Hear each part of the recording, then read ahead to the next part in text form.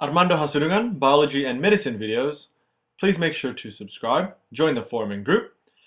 For the latest videos, visit Facebook Armando Hasurungan. Make sure to like. And here you can also ask questions, answer questions, and please post some interesting things, such as your artworks. And you can change the quality of this video to the highest one for better graphics of these videos. So we're continuing on with the cell membrane series, looking at part 3. And here we'll look at some differences between the membranes.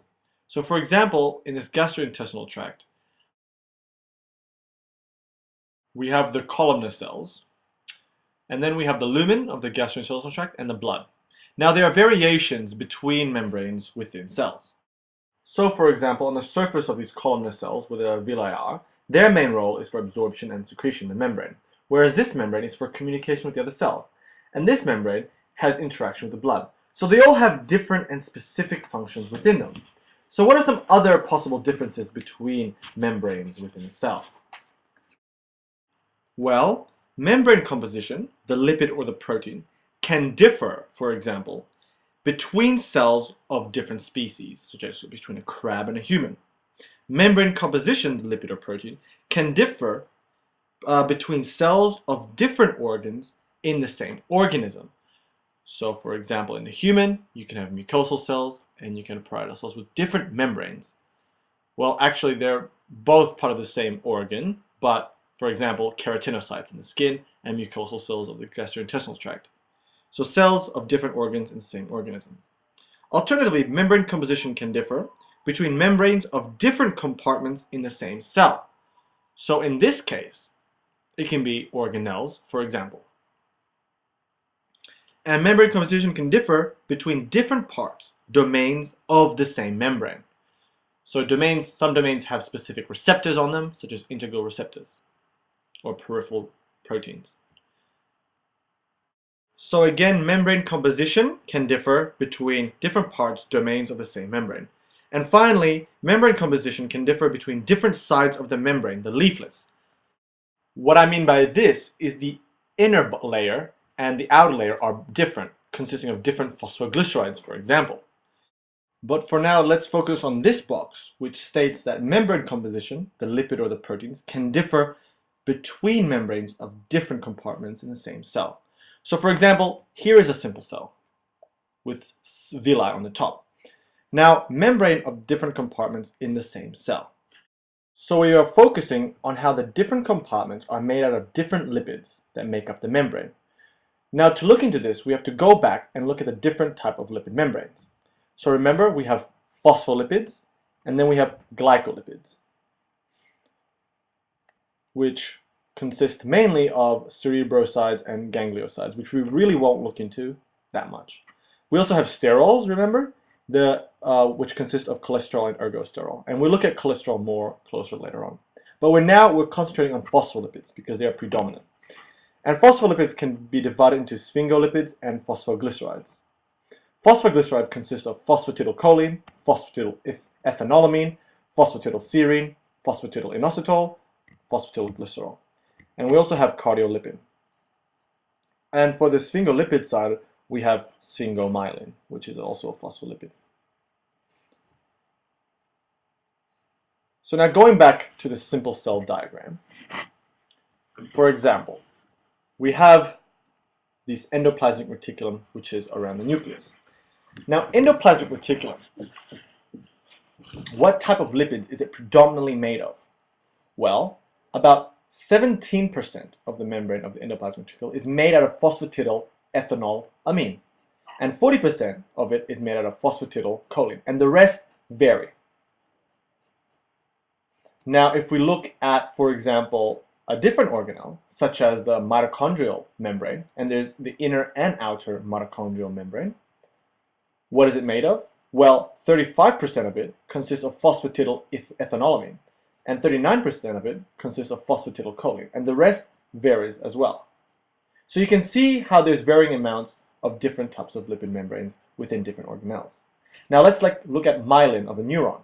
Myelin consists of 22% cholesterol, 15% phosphatidylethanolamine, 9% phosphatidylserine, 10% phosphatidylcholine, and 28% glycolipids.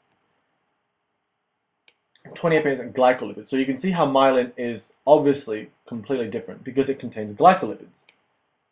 And it needs glucose, obviously, for the neurons. Finally, the last type of cell we're going to compare these to is the plasma membrane of a red blood cell. Plasma membrane of a red blood cell consists of about 23% cholesterol, 18% phosphatidylethanolamine, 17% phosphatidylcholine, and 18% sphingomyelin. So now you can see how different cells in your body have different composition of lipid membranes. But all of these cells have something in common. They mostly consist of phosphoglycerides, so phospholipids particularly. And this is what we're going to look more into. So phospholipids, as we know, can be divided into two parts. Phosphoglycerides, which contains a glycerol backbone, and sphingomyelin, or sphingolipids, which is essentially sphingomyelin. So phosphoglycerides, let's look at the chemical structure of phosphoglycerides. Here we have the glycerol backbone. And then we have the hydrocarbon, the fatty acid tail. And the fatty acid tail is hydrophobic. It does not like water. So it will be on the inner, it will face inside. Then we have the head group, consisting of phosphate, because it's part of a phospholipid, and also X, X being a head group. And this section is hydrophilic. It loves water, so it faces the water.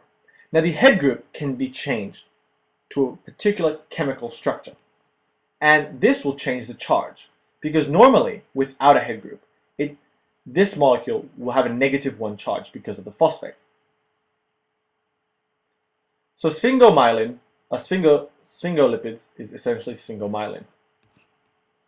So we'll just leave that as sphingomyelin, and we'll look at the chemical structure of sphingomyelin soon.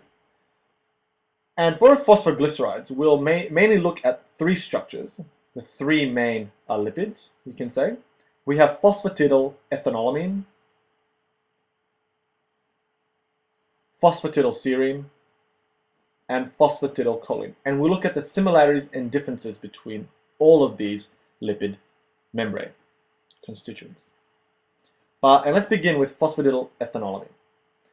So phosphatidylethanolamine has a glycerol backbone and a fatty acid tail. So here's a fatty acid tail. And of course it contains a phosphate with a head group of amine and 2 carbons. And the amino group is positively charged, so giving this molecule a net 0 charge because of the phosphate and the amine group. Phosphatidylserine also has a glycerol backbone and 2 fatty acid tails, which are hydrophobic. The head group phosphate, and also a protein-like structure on the top. And as you can see, there's 2 negatively charged ions and 1 positive, giving it a net negative charge. Phosphatidylcholine has a glycerol backbone, 2 fatty acid tail, hydrophobic. The head group, there's a phosphate, and it contains also an amino group with 4 carbons, 5 carbons in total. So the positive and the negative of the phosphate gives this molecule a net 0 charge. Now let's look at sphingomyelin. Now sphingomyelin has also a glycerol backbone, but as you can see here, there's some differences, and there's no ester bonds. It still consists of 2 fatty acid tails.